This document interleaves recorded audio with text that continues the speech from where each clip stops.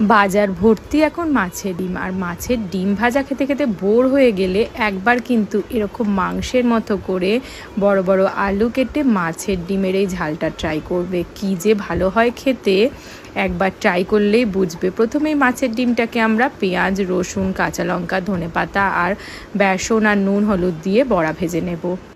তারপরে বড়া ভাজা হয়ে গেলে দুটো আলাদা করে সরিয়ে রাখতে ভুলবে না কিন্তু। মাছের ডিম ভাজা আমার আবার ভীষণ পছন্দের।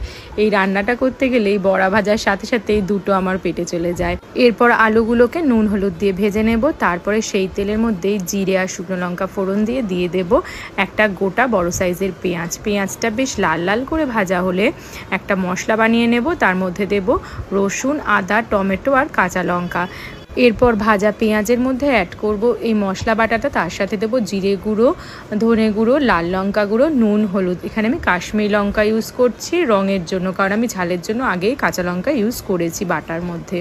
এরপরে আলু দিয়ে আরও কিছুক্ষণ মশলাটা কষিয়ে নিয়ে জল দিয়ে ঢেকে রাখবো 20 মিনিট মতো, যাতে আলুগুলো ভালো করে সেদ্ধ হয়ে যায়। আলু সেদ্ধ হলে মাছের ডিমগুলো অ্যাড করব, দিয়ে আরও কিছুক্ষণ কষিয়ে নিয়ে নামাবার আগে দেব গরম মশলা গুঁড়ো, দুটো কাঁচা লঙ্কা, ধনেপাতা আর 1 চামচ মতো ঘি। ব্যাস রেডি।